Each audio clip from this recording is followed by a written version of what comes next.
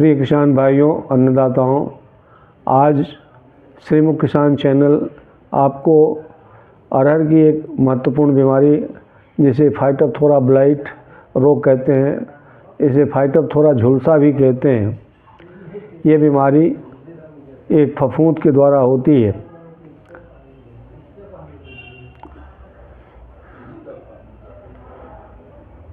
ये फाइटोप्थोरा ड्रेसलेरी नामक एक फंगस है जिससे ये बीमारी होती है। इस बीमारी को सर्वप्रथम 1966 में भारतवर्ष में देखी गई। ये तीसरे नंबर की महत्वपूर्ण बीमारी है जिससे नुकसान पहुंचता है। फ्यूजेरियल विल्ट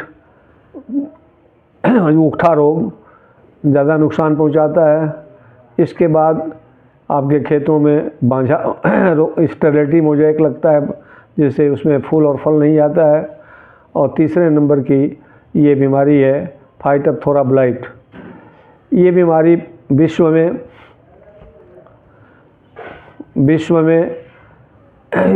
भारतवर्ष, केनिया, पनामा और ऑस्ट्रेलिया इत्यादि देशों में देखी जाती है। अब मैं बात करूँगा रोग चिन्ह की।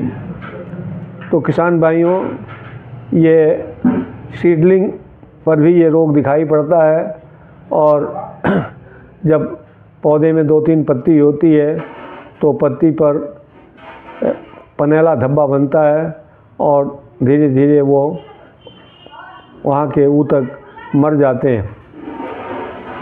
लीफलेट पर, पत्तियों पर अनियमित आकार के या गोलाकार धब्बे बनते हैं जिनका डायमीटर व्यास लगभग 1 सेंटीमीटर होता है।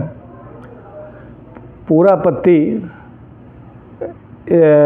जो है झुलसा हुआ दिखाई पड़ता है जब कि तापक्रम अधिक होता है और नमी ज़्यादा होती है। तने पर भूरे रंग के या गाढ़े भूरे रंग के धब्बे बनते हैं जो दूर से देखे जा सकते हैं। ये धब्बे भूमि के सतह से थोड़ा ऊपर दिखाई पड़ते हैं। अब मैं आपको पत्तियों पर जो धब्बे बनते हैं उनके बारे में बता रहा हूँ। और तने पर धब्बे तने पर बनते हैं, शाखाओं पर भी बनते हैं और तेज़ी से बढ़ते हैं जिससे पौधे के ऊपरी सतह पर ये ज़्यादा दिखाई पड़ते हैं और हवा चलने पर जहाँ ये धब्बे बनते हैं वहीं से तना टूट जाता है। कुछ संक्रमित अरहर के पौधे बड़े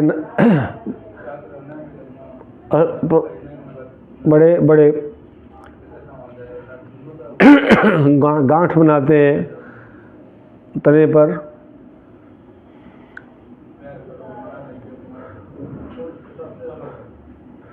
इसके अलावा चकत्ते के रूप में ये फील्ड में, खेत में दिखाई पड़ते हैं। चकत्ते का मतलब है कुछ पौधे थोड़े देर दूर में बीमार होते हैं, कुछ थोड़ी दूर पैचेज में दिखाई पड़ते हैं। तो ये इस बीमारी का रोग चिन्ह है। ऐसा ही रोग चिन्ह आप फ्यूजेरियल विल्ट में भी देखते हैं।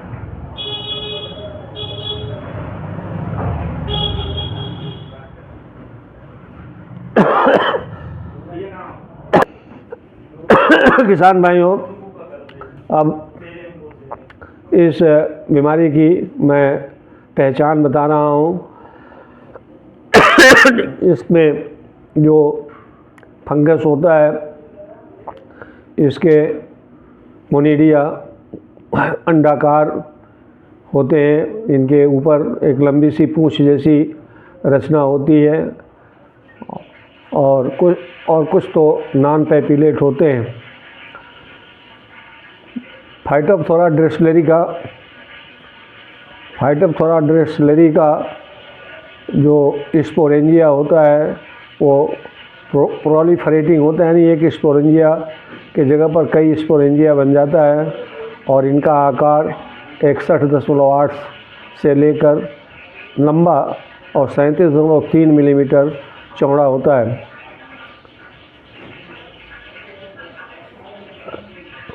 ये बीमारी भूमिजनित है। जो भूमिजनित का तात्पर्य है कि इसके रोग कारक भूमि में रहते हैं और इनके कवक तंतु भूमि में रहते हैं और पौधे के जो रोगी भाग हैं खेत में रह जाते हैं उनके ऊपर भी ये जीवित रहते हैं।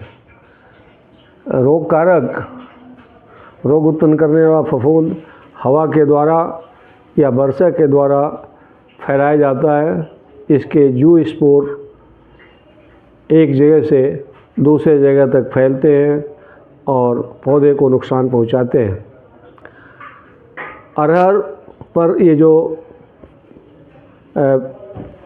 धब्बे बनते हैं वो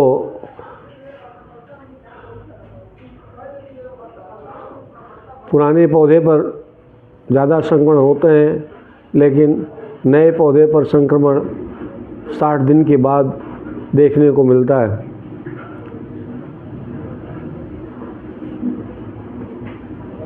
आकाश में जब बादल लगे रहते हैं और रुक रुक के बारिश होती है, टेम्परेचर 25 डिग्री सेंटीग्रेड के आसपास रहता है और पत्तियां यदि 8 घंटे तक भीगी हुई रहती हैं तो बीमारी बहुत तेज़ी से बढ़ती है। इस बात का ध्यान रखें कि जो मैं आपको मौसम के बारे में बताया हूँ, यदि इस तरह का मौसम है तो आप अलर्ट हो जाएं। गर्म और नम वातावरण बीमारी के संक्रमण को तेज़ी से बढ़ाता है और बीमारी भी तेज़ी से बढ़ती है। किसान भाइयों, ये तो रही बीमारी की बात।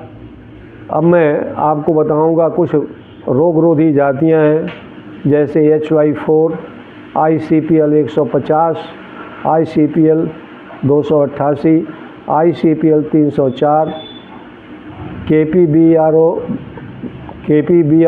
80-1 4 और -2 और 1। ये रोगरोधी जातियां हैं।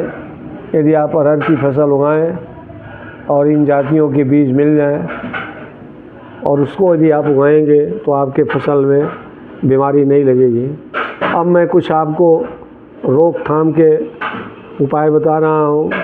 यदि किसी खेत में पहले बीमारी लगी हुई है तो ऐसे फील्ड में ऐसे खेत में आप अरहर की फसल ना लें। जो खेत नीची भूमि हो जिसकी, उसमें भी आप इस फसल को ना लगाएं, क्योंकि वहाँ पानी लगेगा और ये बीमारी उस खेत में ज़्यादा लगेगी। बीज बोने के लिए यदि आप मेड़बंदी कर दें, थोड़ा बीज आपका ऊपर हो, मेड़े पर हो और अच्छा जल निकास हो तो बीमारी कम लगती है। और किसान भाइयों, एक लाइन से दूसरे लाइन की दूरी आप बढ़ा दें और इससे जो है स्पेसिंग बढ़ जाएगी, हवा का संचार ज़्यादा होगा तो बीमारी कम लगेगी। अब मैं आपको कुछ रसायनों के बारे में बताऊंगा जिनका प्रयोग यदि आप करें तो बीमारी से बच सकते हैं। एक दवा है रीडोमिल MZ। इसका 3 ग्राम 1 किलोग्राम बीज के शोधन के लिए पर्याप्त होता है। तो इस दवा से बीज को बुआई से पहले शोधित कर लें और बुआई करें तो बीमारी कम लगेगी। किसान भाइयों, यदि आपके खेत में फसल में बीमारी लग गई है, खड़ी फसल में, तो इसी दवा को रीडोमिल MZ को 15 दिन के अंतराल पर छिड़काव करें। जब से फसल का अंकुरण होता है, फसल के अंकुरण के बाद आप 15 दिन पर छिड़काव करें तो इस बीमारी से बच सकते हैं। उम्मीद करता हूँ कि ये वार्ता, ये वीडियो आपको बहुत अच्छा लगा होगा, आपको उपयोगी लगेगा। इसे आप लाइक करिए, पसंद करिए, दूसरे कृषक भाइयों को भी बताइए, और हमारे चैनल को यदि आप सब्सक्राइब न किए हो तो सब्सक्राइब कर लें। यदि आपको इसमें कोई दिक्कत हो तो आप कमेंट सेक्शन में आप अपना सवाल पूछ सकते हैं। अगले वीडियो को जब मैं आपको भेजूंगा तो उन सवालों का जवाब उसके साथ रहेगा। बहुत बहुत धन्यवाद।